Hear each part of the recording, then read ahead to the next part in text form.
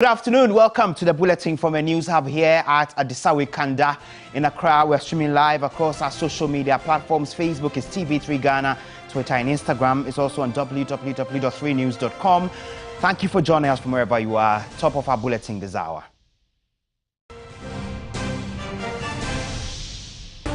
Police probes claims of extortion against policemen as 4 are arrested for attacking the police in the Western region. We'll bring you the latest.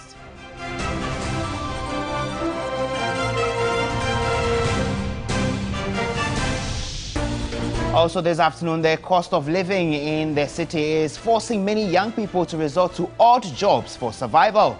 We'll bring you a special report on some of the jobs some individuals are engaging in just to eke out a living. And on the foreign front, Finland goes to the polls as far-right aims to unseat Prime Minister Sanna Marin's Social Democratic Party.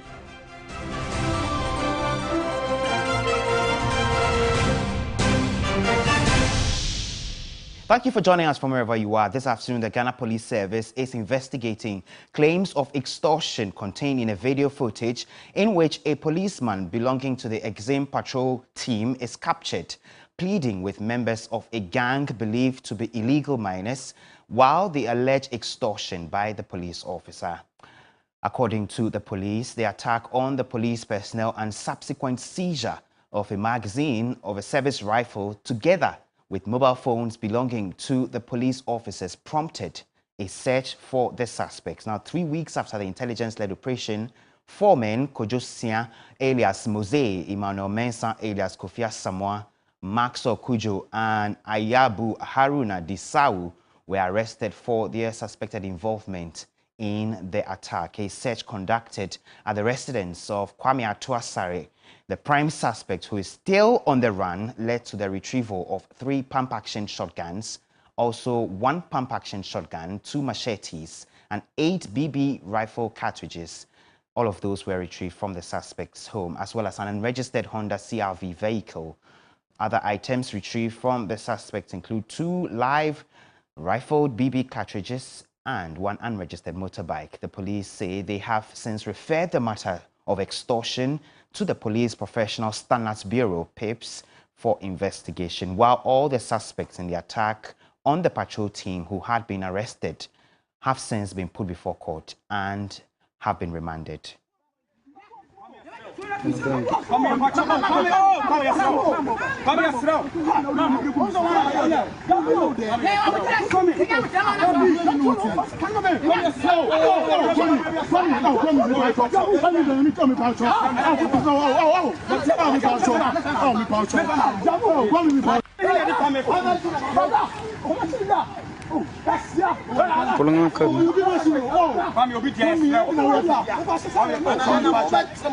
And so what you see on your screen now, the visuals of a policeman in the center surrounded by a gang who are literally abusing him, and he at some point went on bended knees pleading for his release. According to what we know now, the individuals who are suspected to be illegal miners have accused the police of extortion.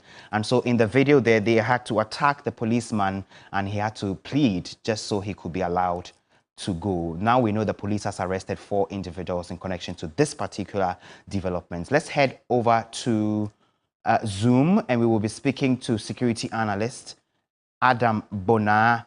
Thank you for joining us, Dr. Adam Bonah. We know this is not the first time security officials are being attacked in this manner by persons who are engaged in illegalities. Would it appear to you from where you sit that the security services may have just lost it in dealing with some of these criminals? Well, good afternoon. Not really. I wouldn't say they've lost it dealing with criminals. It doesn't matter what you do. We are still going to have these skirmishes going on. Even though over the period, the police administration have done very well by clamping down on, criminals such as the ones who have just been arrested. Some of them have been arrested. And so I wouldn't say they've lost it. There is no way we can totally, eradicate criminality in our society. The only thing that I think is happening is that probably the education, the advocacy is not going down well. because we have come from a situation where in the past, probably these criminals might never have been arrested. We know in the past where even police officers were killed in line of duty, and those who killed them were never arrested. And so we still have some young people or some people out there who still hold that view that the status quo still remains. What they don't know is that this time when you commit crime, if you willingly commit a crime, the police would willingly also arrest you. Just as we are discussing now, the police, as at yesterday in the afternoon, I got wind of the fact that four of the suspects have been arrested, and thankfully, the police have issued a statement. I think it's remarkable that they've been able to arrest these guys. Look at the amount of firearms they retrieved from them. It's amazing how they come by these firearms, use them for their illicit operations. I'll come back to you, Dr. Bona. You hold on for me briefly. Let's get onto the other phone line. And Superintendent Peter Lanchene Tobu, retired police officer. He's also MP for Wa West. He's joining us. Thank you for joining us, Supo. So we know that in your time in the service, there were still issues of crime. However, in the last few months, we have seen people who have brazenly attacked police officers, and in the circumstance we are speaking about, surrounded these policemen, literally got them to submit, and the police officer was literally pleading and begging for his life. How do we deal with this one from the service's perspective? Thank you very much, Komla, for the opportunity to make some few comments on this very topical issue. I want to say good afternoon to our cherished viewers and listenership. I want to say hello to the Inspector General of Police, Dr. George Akubu Dampare, and his men and women in uniform. Let me say a very good day to the Public Affairs Directorate of the Ghana Police Service. I think that I'm quite impressed with the relationship they've kept, the faith they've kept with the public, keeping us informed on every step that the police takes on many very topical issues. Kamala, you see, what has happened and we are viewing, social media has made things very easy to see, very easy to comprehend, and social media has fast-tracked information flow. In the past, many of these things happen. It takes months for us to hear, and before we hear it, probably the steam is even gone. I mean, many years ago, you heard of two policemen, Ninja and Co. They went to Ablekuma and they were attacked and killed. So attacking men and women in uniform is part of the professional hazard. And that is why I want to congratulate the young man who was nearly lynched. But these, I call them galamseyers. And one of the biggest problems Ghana has now is nomadic herdsmen and nomadic galamseyers. Nomadic galamseyers, because if you get to know where they come from and they are doing the galamsey where they are, in case of something happening and you are looking for them, it will take you months. But I think that the police did a good job. The young man, the police officer, was smart enough to realize that at this material moment, the danger surrounding me is beyond the power that I have to extricate myself. So the best that I can do to survive is to succumb and apologize and try to plead. And in that pleading mode, I think that the people were a bit softened. These are galamseyers. Many of them are on drugs, and many of them are armed. You see, galamsey has introduced some radicalization among the youth. It is a violent trait. So when you go into galamsey for a month or 2 or 6 months, definitely your DNA can never be the same again. And that is why this country, as we fight galamsey, we should know that galamsey is actually changing the security dynamics of our country. Okay. And Mr. Tobu, they also, in the statement, the police confirms that they are also looking into the allegations of extortion by the police personnel belonging to the patrol team there. And what will be your expectation of the PIPS's, probe into this particular instance of extortion, which, by the way, is not new? The Inspector General of Police, I want to congratulate him for that bold step. Referring that matter to the Professional Standards Bureau is in the right direction. And I think that for the young man, the police officer in the center of affairs, or the police officers in the center of affairs, if they face the police standards, Professional Standards Bureau, whether they are guilty or not guilty, whether they are finally punished or not punished, the smart move that I've encouraged them, and I want to encourage every officer, when you find yourself in danger, don't try to play a hero. You can be killed. I mean, if you go and face the Professional Standards Bureau and you are probably finally punished or even dismissed at worst, you're still a human being. You have life to live. But how come that you gotten yourself into that mess is another step that we're going to look at. But I will encourage the Inspector General of Police. when you excite us with these teasers, when you conclude the matter, please come back to the public and let them know this particular matter that we're investigating. The police officers have been punished or they've not been punished. The suspect in court, this is the outcome. We want to follow the case to its finality, and I think that will be more professional.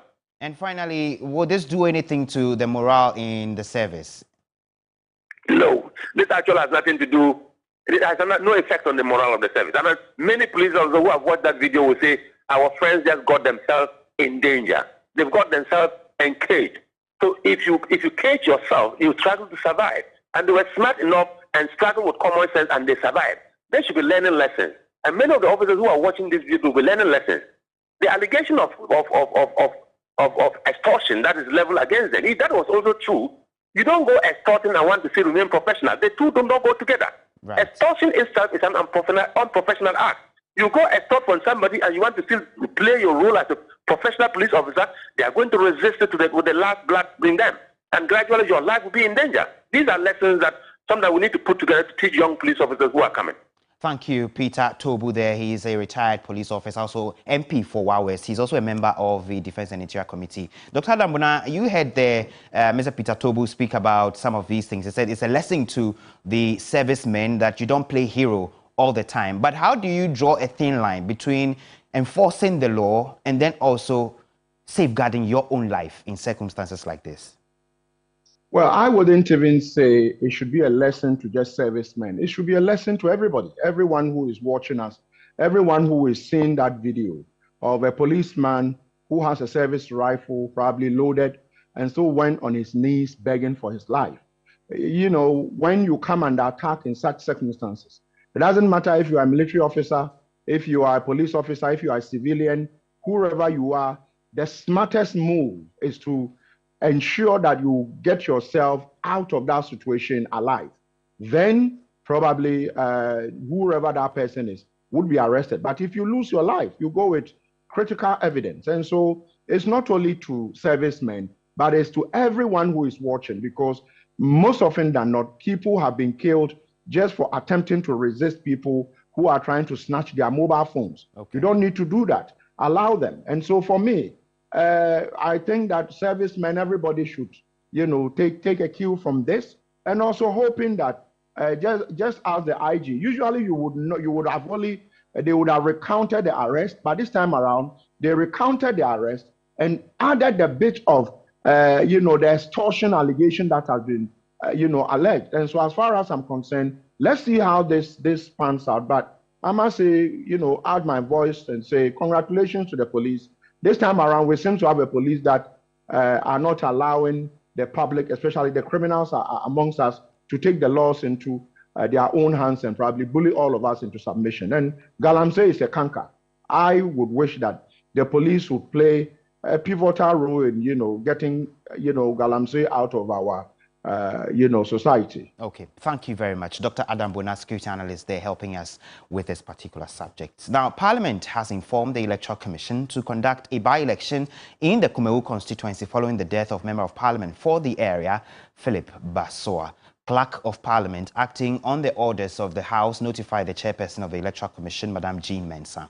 Speaker Alban Bagbin says the House had formally communicated to the chairperson of the EC the demise of their colleague, and this has created a vacuum in the House. The clerk, in accordance with Section 3 of the 1992 Constitution, Amendment Act 1996, Act 527, wrote to notify the EC chairperson of the occurrence of a vacancy on March 27 in the membership of Parliament necessitated by the death of Mr. Basoa. The clerk requested the EC chairperson to take consequential action as required by law. We know Mr. Basoa passed on the early hours of Tuesday, March 28, and he died at the age of 53 at the Korle Bu Teaching Hospital. The NPP has described his passing as a loss to the party and directed party flags fly at half-mast, while plans are underway to ensure he gets a befitting send-off.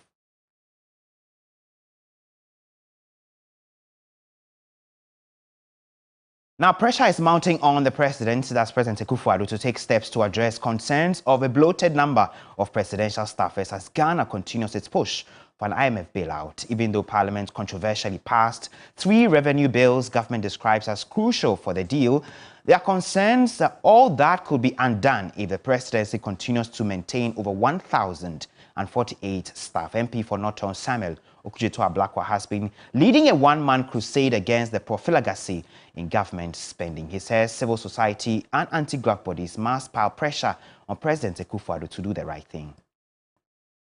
I would not mince words about that at all. I mean, I feel very embarrassed talking about last Friday. We had a golden opportunity to really let our actions align with our words. We had a golden opportunity to show a high sense of integrity during that secret voting. And some of our colleagues let the Ghanaian people down. Yes, I concede that a majority, more than 90, voted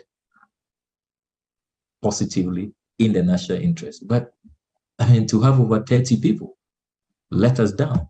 And unfortunately, on that day, no NDC MP can say that we didn't have a fighting chance. We had, because they were 136, we were 136. If we had all accounted for our numbers, we will have defeated every single nominee that the president put forward. All 8 of them, the 6 ministerial nominees and the 2 appointees for the judiciary. Here we are. All of them have gone through with numbers that are unbelievable. So I will concede that we let the Ghanaian people down, and we owe the Ghanaian people an apology. That's why I have written earlier, offering deep apology, even though I voted in good conscience with the Ghanaian people, and there are records of that. My party leadership have seen the records, and that's why I'm on the General Secretary's list, together with a good number of colleagues. But what some of our colleagues did is totally inexplicable. It is totally unjustified. It is totally unacceptable. That is why in my write-up, I said, why are they hiding? If they are proud of what they did, some of them should be out there defending it. Why is nobody owning up and saying that, look, this is my name, this is my constituency, I voted against the principled position? And what is shocking is that all the caucus strategy sessions we held, nobody said that, look, we are opposed to this campaign that some of us have waged for many years against the size of government, and that we think that President Akufo-Addo is on the right track. Nobody said that. Nobody raised a finger to question the fidelity, to question the principle, to question the patriotism defining our actions. And still relating to matters in the House, the NPP flag bearer Hopeful Alan Kojo Tremantin is visiting the Kumewu constituency today. He's expected to meet with family of the late MP for the area, Philip Basoa. Basoa, before he died, had been a supporter of Alan Kojo Tremantin's bid. My colleague William Evansin Kume is heading there. He'll be monitoring development and speaking to family members and many other constituents as and when he gets those interactions through to us. We'll let you have them right here on TV3. Now, one leaves home and travels to the capital of Ghana, that's Accra, with hopes of greener pastures. But most of these individuals get to the capital and the hustle and bustle that meets them can be unbearable, with most of them ending up on the streets doing odd jobs to survive. Godwin Asibba has been speaking to some of them. They do not have a permanent structure they call home. Raggedly dressed, barefooted with brownish stained teeth, the shelter and the streets and sleep under bridges. These are people going the extra mile to earn a living, and each one of them has a story to tell. Everyone is on to their daily hustle and bustle of city life in Accra. But for Frank Asante, it is just any other ordinary day, already off to fend for himself.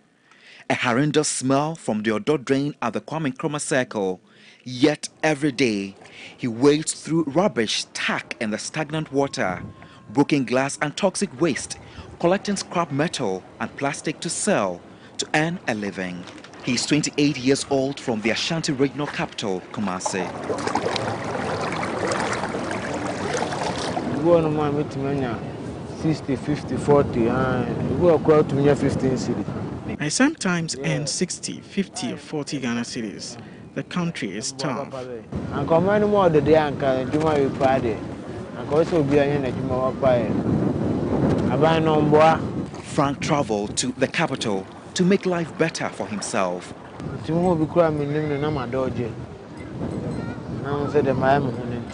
Anytime I come across someone I know, I hide because of how I look. I sometimes cry. He tells me he sometimes finds dead bodies washed away by floodwaters in the drain, especially when it rains. Dead body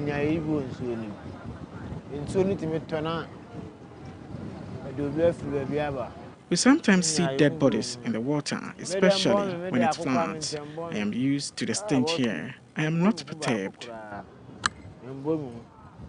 This drain gets filled to the brim when it rains heavily in Accra and even flood homes, sometimes claiming lives. A clear example is the tragic June 3rd disaster in 2015. Frank says he makes more money because the water comes along with a lot of scraps from different channels. It was his dream to become a commercial driver or a fabricator, but drug addiction has been his biggest challenge to overcome. I am addicted to cocaine. I don't want to steal to survive. Anytime you get here at the Odo drain, it comes with a heady smell. And this particular drain connects to a number of drains, and anytime it rains heavily in the capital, all the water gathers here before it moves straight to the sea. Now, you have people like Frank who come in here daily to pick used plastic bottles and scraps just to be able to sell to others. He's one of the many people in the capital who are doing odd jobs just to be able to earn little money to earn a living. But in this particular place where you have people who live around the banks of the drain, they urinate here daily, they defecate into the drain, and you have a number of people who have connected their public toilets and bathrooms water to this particular drain. But you have people like him who are not even wearing any protective gears, walking in here with their bare foot, using their bare hands, put it inside the water to pick these products to sell, just to be able to earn something little to make a living. Really heartbreaking. Kwabena Nyako also came to Accra a year ago, aiming for a more promising future. I would love to be a mechanic. Kwabena is also here to pick used plastic bottles and scraps to sell.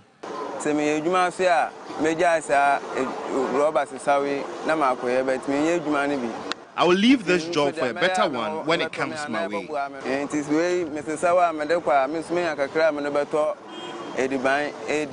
He left home when he was 12 years after his father passed, and his mother abandoned him in Aguna Swedro in the central region.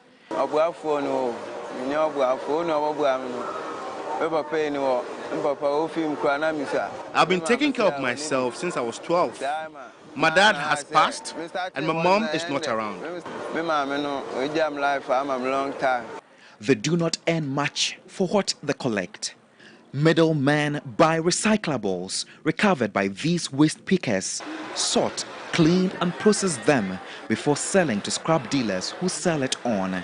It is these middlemen and scrap dealers who often earn large profits.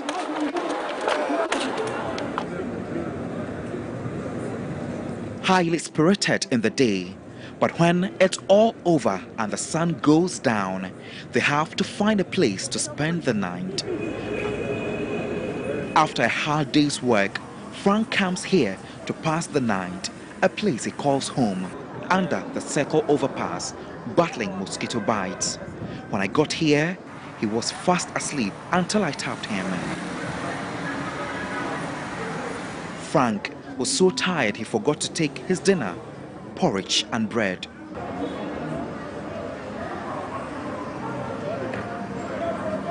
After spending some time with him, he started dozing off, so I had to allow him rest. Head of Department at the Occupational Health and Safety at the Accra School of Hygiene, Korle Bu, Isaac Agbenyezi, describes their situation as risky. He said if something is not done about it, the future could be dreadful. It is a major public health concern because these guys end up using public goods with the public.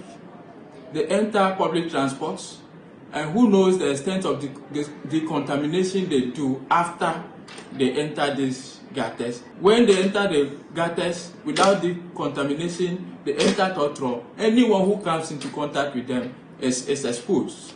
We have to look at identifying these guys, training them, giving them information about the extent of exposure and how that is dangerous to their health, and the need to protect them, give them PPE so they are protected as they salvage these wastes, which they find as resources. In the second quarter of 2022, a study conducted by the Ghana Statistical Service revealed about 1.74 million of 13.4% of the total working population of 13 million in the age bracket of 15 years and above in the first quarter of the year were unemployed.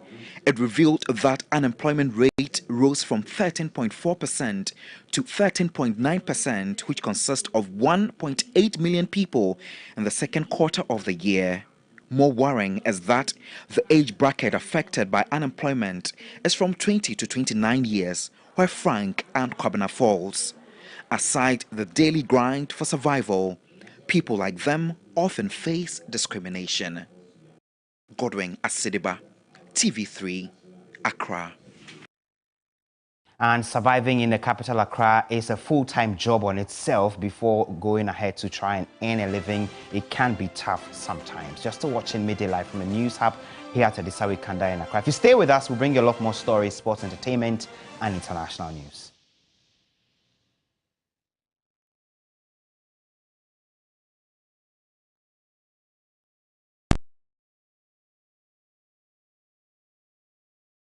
Fortune rice, it needs just a little water. The grains don't stick and the aroma and taste are delicious. Fortune rice, always on point, just like mom. Now introducing Fortune Emupa, your tasty Ghana rice for all your rice meals. This advert is FDA approved. OneXBet, reliable bookmaker with high odds. Wide selection on events and bonuses for every taste.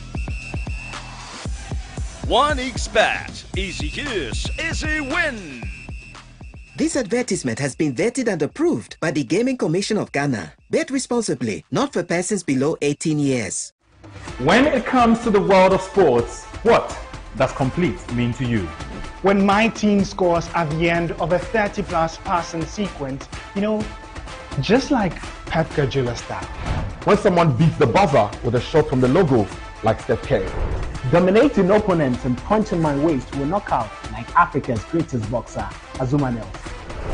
Running so fast I can afford to celebrate midway through a 100-meter race and smash the world record like Usain Bolt. Hold up, what makes all of these sports complete is the screen.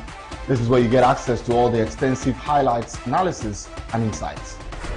So do join us every Sunday at 6 p.m. live on QFM 92.7 as we serve you the best sports buffet and most satisfying in the sports world.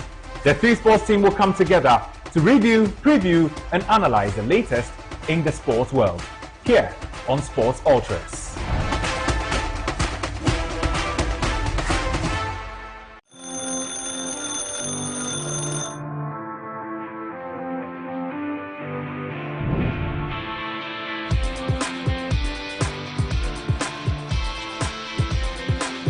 You are a major stakeholder in nation building. Your voice matters. Start your day with us.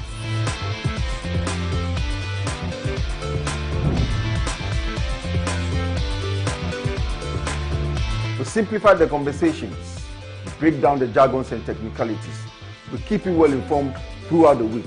Start your day with us. Knowledge is power. We put you in the know of the happenings in Ghana and the world over. The main reason why you need to start your day with us. We give the leaders the mandate to govern our affairs. We have a responsibility to hold them to account. It begins here. Start your day with us.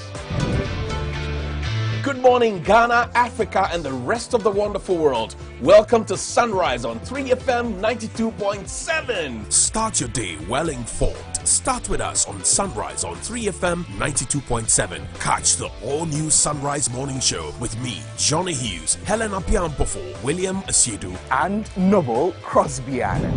Weekdays from 5:55 a.m. to 10 a.m. only on 3FM 92.7, your urban lifestyle radio.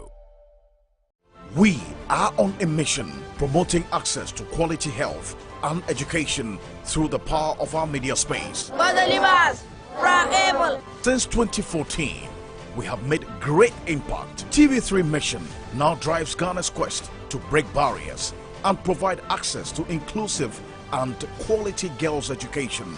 Together with women's maternal health services, our mission to address the needs of the socially excluded has won the admiration of many. Indeed, TV3 Mission gets you the results. Mission is live on TV3 News 360 every Saturday and Sunday. Supported by Star Ghana Foundation, with thanks to Foreign Commonwealth and Development Office.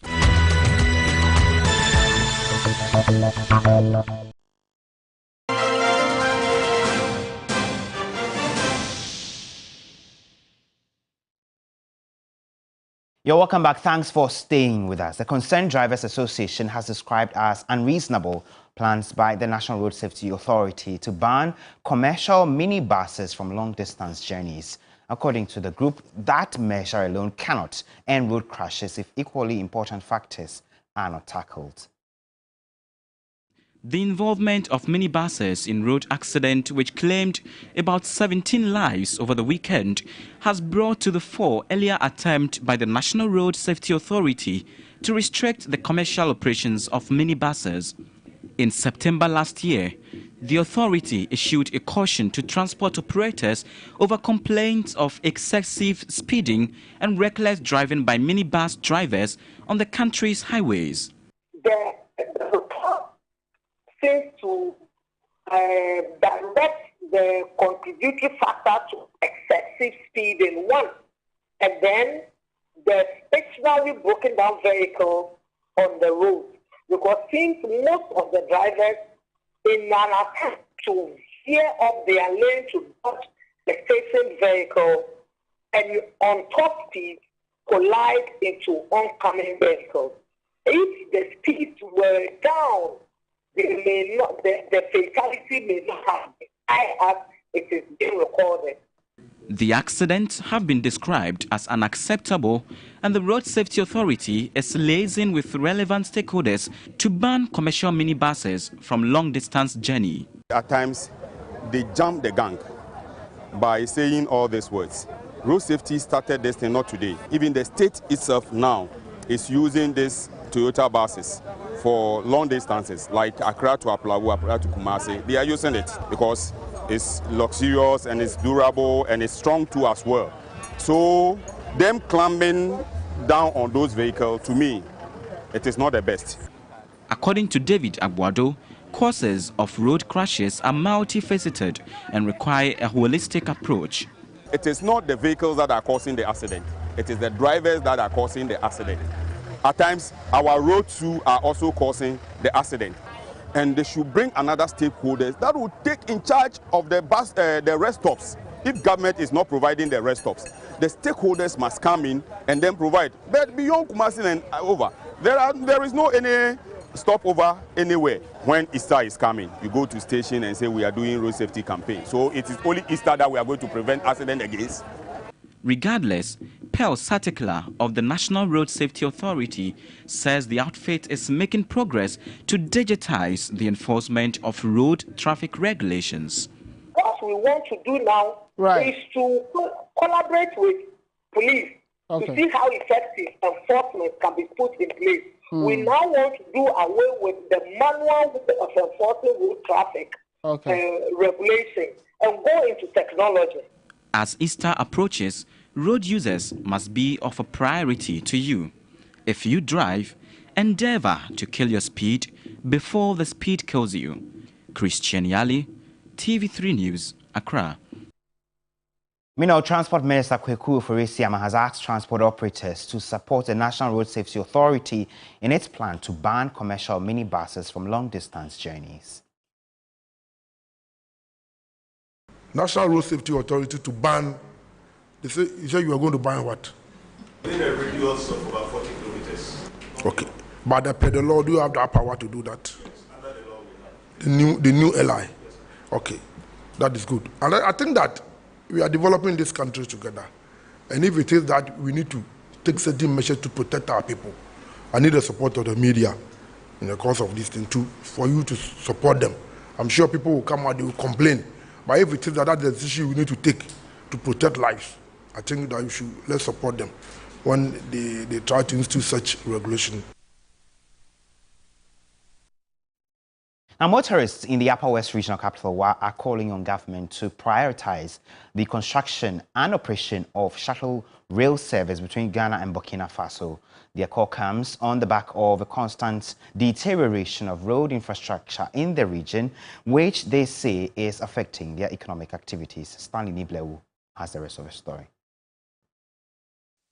The Wenchiwa Highway is an international road connecting Ghana to other West African countries. Hundreds of cargo trucks from Ghana's immediate neighbor to the north, Burkina Faso, carts goods from Ghana daily using the road transport. But the road is now deteriorating due to the heavy trucks that ply it daily. The road, which has several potholes, was not captured to be fixed during the year of road, leaving commuters worried about its socio-economic impact on their lives.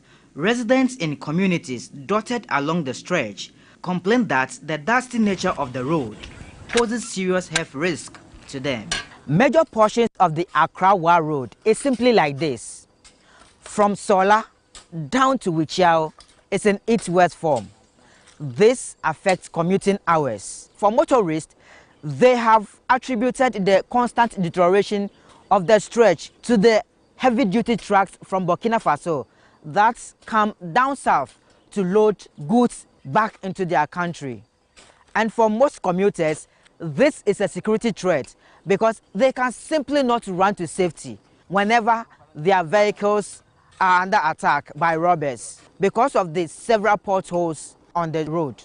The vehicle the news team traveled with to the region experienced what regular motorists have been enduring for years. But in the face of slow response from authorities to address the challenge of road infrastructure in the region, community members have taken up the task, but they can only do little in this regard. A former driver explained the need for the community's intervention. We pass here and the accident occur here, and you're going to come and do the road for the drivers. And me too, I'm a driver, full driver. I'm using VIP. Now my work is for that is why I come and work on the road. Other drivers who corroborated the community's efforts called for central government's intervention. Ama akronfo adoso kwan we so amanfo hero omonkwa ema yelusu citizen good citizen because ebu ho a ebia no betima e bibia bo aman no nanso no obia bekunu. Some motorists have proposed a shuttle train service that will cart goods from the country's harbor to other West African countries. This, they say, will ease the pressure on Ghana's roads and boost trade. Meanwhile, the Upper West region has a total road network of 3,607 kilometers, out of which about 540 kilometers have been paved. 344 kilometers have been graveled, with the rest in very poor states. Stanley Niblewu, TV3 News, Wa. Let's do some agriculture now. Ghanaian onion farmers will soon be provided with improved and high-yield seedlings to enhance production and better their livelihoods. The Oforiko Municipal Assembly has partnered with the Crop Research Institute to invest in research for the new onion varieties to be released. Ghana, like most African countries that signed the Maputo Agreement to allocate at least 10% of their annual budget to agriculture, is the biggest importer of onion from landlocked West African neighbor, Niger. Even with the local production, Ghanaian farmers have to import the onion seedlings to plant from Burkina Faso. The country is, however, making advances to improve on the production of the vegetable and cut down on importation significantly. The Oforiko Assembly has signed a 5-year memorandum of understanding with Crop Research Institute of the Council for Scientific and Industrial Research to research and come out with improved onion seedlings for the local farmers. The problem that came to the fore was that they usually find it difficult getting the seeds and the seedlings. They would have to import them from Burkina Faso, which goes with costs and a lot of inconveniences. So we decided to take it up. Each year we will release a certain amount of money depending on the timetable which we have prepared. Dr. Moses Mokaya is the director of Crop Research Institute. We all know that Crop Research Institute, we can do our research, but the funding is a bit of challenge to us. So if you get an agency that is to partner you very well to do research, I think it is a welcome idea. The Ashanti Regional Agri Director, Reverend John Menu, implored other metropolitan, municipal, and district assemblies to also invest in agriculture to improve the lives of residents. These are the things that we need the other assemblies to emulate, because for the region, all the 43 MMDDs are agric-oriented, and most of the agricultural challenges and problems can be resolved through research. But if the assemblies also can be committed as the Oforiko Municipal Assembly has shown the way, it will help the assembly. And then this partnership is geared towards sustaining food security in the country and improving the income of farmers. Now, over 170 public sector workers will benefit from a digital training program designed by the Tony Blair Institute for Global Change. At the introduction of a program called Dig Smart, it is estimated that this will cost $1.2 billion. Deputy Minister for Communications Amapuma said the concept aims to build digital culture for effective service delivery. Since COVID, everyone is on track, making sure that they have to be with modern times. They have to have the skills, they have to have the network, they have to be online. So naturally, people are now willing for this change. In the past, it used to be very difficult. They were not willing. You go train them, and then they would unplug the computers and laptops and still do things manually. So we have those challenges. People are used to doing certain things in certain ways, but things have changed, at least for the past couple of years, and we are taking advantage of that change to reiterate the need for everyone to have these digital skills for life.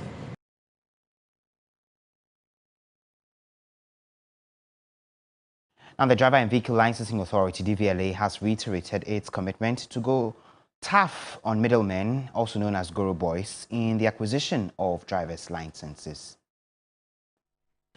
The infiltration of middlemen in the acquisition of services rendered by the Driver and Vehicle Licensing Authority, DVLA, prompted swift reforms to enable drivers to interface directly with the Vehicle Licensing Authority.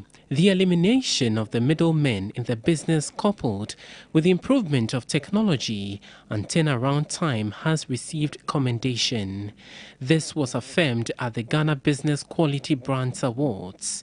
Chief Executive Officer of DVLA, Kwesi Ajeman Buzia, said measures have been intensified to protect customers. We have a policy where we're making sure that everything we're doing, the systems are entrenched, and the enforcement is entrenched as well. The data especially is also entrenched.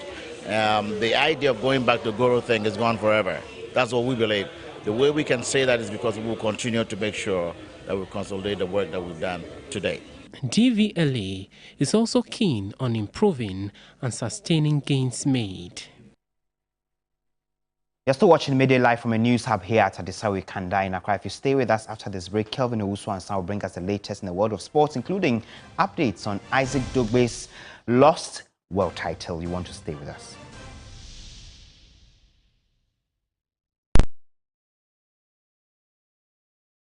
Fortune rice, it needs just a little water, the greenstone stick, and the aroma and taste are delicious. Fortune rice, always on point, just like mom. Now introducing Fortune Emupa, your tasty Ghana rice for all your rice meals. This advert is FDA approved.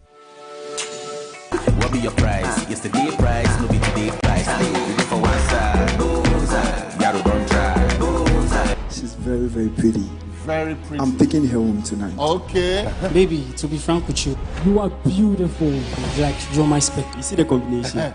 She's mine. That's I'm not all. going to talk point. I can sing for you all day. I feel your vibe. Everything about you, I feel. Okay. Because you're my sunshine. All of you off your ass. She's mine.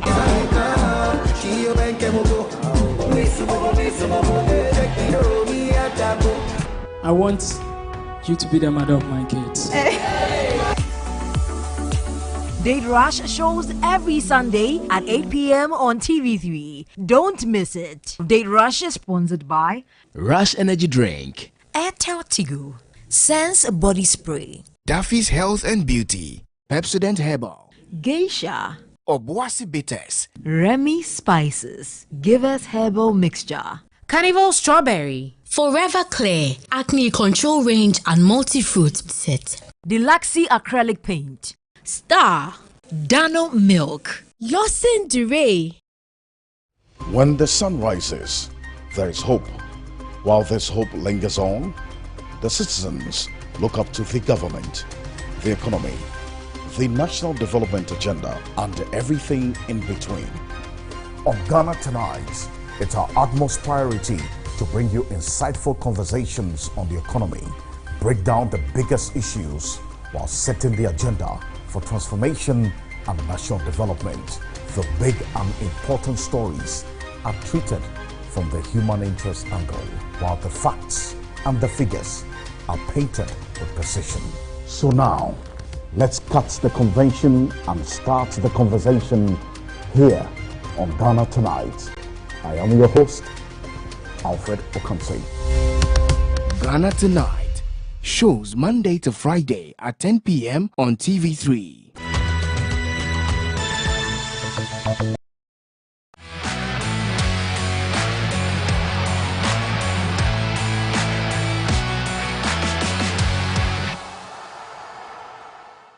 Good afternoon. Let's have sports on Midday Live. My name is Kelvin Owusu. Starting from boxing, Isaac the Royal Storm Dogbe failed to win the vacant WBO featherweight title to become a two-division world champion. His Cuban opponent, Robeisy Ramirez, scored a unanimous decision over the former IBF world champion after the action-packed 12 rounds that saw Dogbe visiting the canvas once. All three judges called the fight 117, 110, 118, 109, and 119, 108 for right.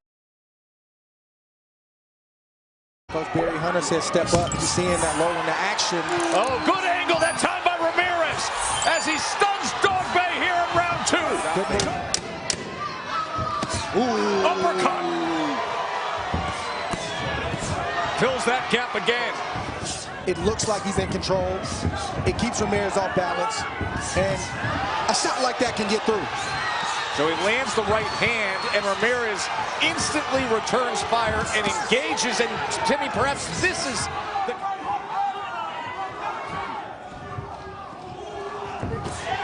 taking the eyes away of Dogbay and then straight down the middle with a left hand. These are these mental lapses for Isaac Dogbay. This is where Dogbay wants to eat. In exchanges and leading aggressively without hesitation. And now that power hand, the left hand of Ramirez does damage here in round 6. Because Dogbay standing there allowing that to happen. A lot of hesitation from Dogbay once again. Ooh, good shot. I know, he hurt him with that shot. Ramirez feels spot right there for Dogbay, and you hear Coach Hunter scream at him and say no. Ooh, big overhand right. He felt that for sure. Dogbay cannot go to sleep. Ramirez is looking for the left hand. Get those negative thoughts out. If you sit there and dwell on them and allow a sharpshooter like this to keep hitting you, things will only get worse. And now you're seeing the sharpshooting. You're seeing the Ramirez has a 144 to 103 connect advantage. Can he bring it home? And he sends him off balance. And a knockdown is scored here in round 12. As the hole got that much deeper for Dogbay. All in favor of your winner by unanimous decision. And the new WBO featherweight champion of the world, Robeisy El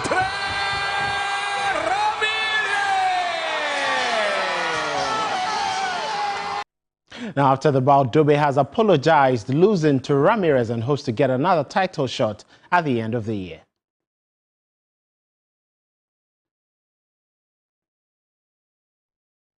Thank God Almighty for this opportunity and also coming out of the ring safely. We both came out safely. Secondly, I would like to thank my coaches and my team, everyone that supported me. Thirdly, I would like to apologize to my coaches and to the rest of my team and the people that, you know, are out there praying for me and, you know, wishing me well. We didn't get the decision today, but we will definitely be back.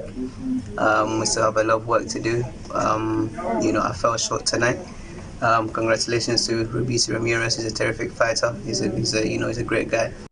At the end of the year, obviously, I'm still highly rated in the WBO and the WBC. So all is not lost. You know, like I said, you just have to get back on the drawing board. And already I spoke with, you know, one of the top guys, top rank, and you know, we are looking, you know, when God permits, you know, at the end of the year. Now to football, and in England, Chelsea once again suffered another loss at the hands of Aston Villa. Chelsea, however, have struggled to stay on 10th position in the English Premier League, but unfortunately couldn't survive after the international break. There were victories for title chasers, Manchester City and Arsenal.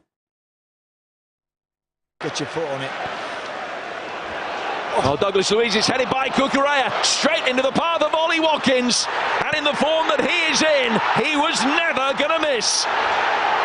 And moments after rattling the frame of the goal, Aston Villa have the lead, and Watkins has his little bit of Villa history. To score a second, Douglas Luiz, who's more than capable of whipping them right in from here. He's done it twice this season. Just a deft one in towards the near post. Flicked down away from Buendia, but Ramsey recycles it. Oh, what a strike from McGinn! A quite magnificent finish from distance. It's Gabriel Jesus scores it! Leaders lead leads. And Gabriel Jesus gets past Ayling. Martinelli, what a ball! What a finish in the back post! What a start to the second half! Ben White, the man whose first Arsenal goal. Jesus into Trossard. Lovely touch from Trossard, and the move still alive. What a move! And Jesus from open play this time. They get themselves on the score sheet. Some decent run. Christensen deflected in. Saka. Degaard. Xhaka! You score against them, they always strike back. Well, the flag stayed down here on Jota, and he's having a run here for Liverpool. Akanji's got back really well. Salah came in and scored! Mo Salah for Liverpool, no flag! Gundogan. Grealish. Alvarez! 1-1! The Erling Haaland limits the options a little bit on the City bench, but they've got a promising position here with Riyad Mahrez. De Bruyne! What a start to the second half for Manchester City! Alvarez. Can he get the shot away? He can. There's the chance.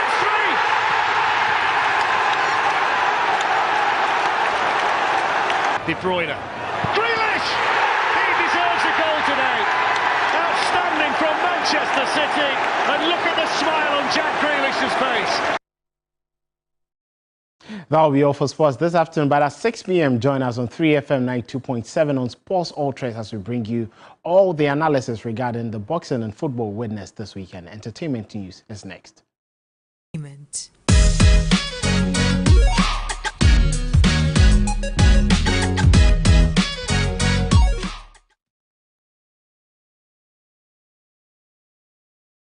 In entertainment, Nigerian Afrofusion artist Buju says he enjoys working as an independent artist, pushing his career than being signed onto a record label. The Bad Since 97 singer argues that being independent allows him to own his works and have control over his revenue.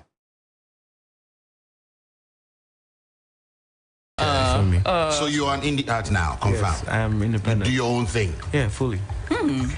If you had the chance to choose one live, one with a record label, one doing your solo thing, which one would you go for? Independence. Nothing like that. I've had the boat. I've felt the boat. I know the differences. Whoa. But you would admit that it helps build a brand if you're starting, right? Well, it depends on the position of your career. At the time, I felt like I needed one. Okay. You know, mainly because I wanted to see the difference. I wanted to know what it was like to... Because prior to joining the label, I used to put out music on my own. Like with DistroKid and whatnot. So like, I was seeing revenue like on my ones. You feel me? So like, it wasn't a case of me getting into saw that, yeah. I knew how things worked, even before I got into a label. I got into a label for more, you know, coverage. Yeah. In some sense. Because like, you know, Capital was definitely a thing. Aside that, you know, there's more things that come with the label that an artist might, you know, benefit from, you know, PR, of course, whatever it is. Roll out across the entire continent and more. That kind of thing. And then, but I realized like being independent is, you can still do all that and still maintain everything. Okay. You get me?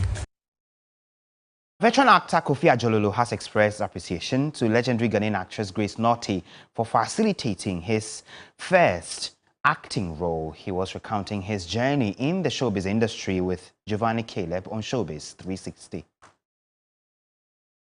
How many years have you been acting? I was counting off stage. I think I've been doing it for the past, 20 years. 20 years? Yes, a little over 20 years. Wow. Yeah. Impressive. And you're still going? Well, yes. By the grace of God, I'm still fit and bubbly and strong enough to work. Wow. Who gave you your first role? HM. HM is a producer in Ghana. Oh, okay. All right. A very big producer. Do you remember your role, your first ever movie role? Yeah, when I went there, it was Auntie Grace Norty who actually led me to HM. She believed that I could do it. So she took me there, and when the man saw me, he just said, "Wow, you want to do you are sure you want to do this? You know, the DJ presenter, whatever." And I said, "Yeah, I'm the one." "Are you sure you can do it?" I said, "Yeah, I can do it." So he brought the script, and as at that time, there were many big-time actors in this country, like Nia Mugi, Emmanuel, Victor Litrod, all the big names. I don't know, Paris. They are all my seniors. Wow. They are seriously my seniors, seriously. Wow. They are my seniors. So I said, wow. But they gave me the script, and the man said, "You are playing the lead role." Hey! So me, the first film I did in my life is lead role. And many years on after that? After that, I got the sport. Do you have a number to the number of movies you've acted? I can't remember. That'll be all for entertainment. Let's discover the latest news making headlines beyond Ghana's borders. Finns are voting in an election seen as an almost neck-and-neck race between right-wing populists, conservatives and Prime Minister Sanna Marin's centre-left. The main challenge to Sanna Marin's Social Democrats comes from the right. After 4 years of opposition, Beteri Opo's Conservative National Coalition Party has high hopes of forming a coalition, but this could also be the populist Finns party's best chance to lead a government yet. The election battleground has been over the economy. Polling stations opened at 6 o'clock GMT and closed at 7 o'clock GMT, when the results of some 1.7 million advance votes will be released. Thank you for joining us over the last 1 hour here on the Midday News. If you log on to 3news.com, you find a lot more stories there, plus updates on those we brought you here this afternoon, including the police's arrest of 4 illegal miners who attacked police patrol team members in the Western region. Stay with us here on TV3 later tonight at 8 p.m. We have Date Rush. Good evening.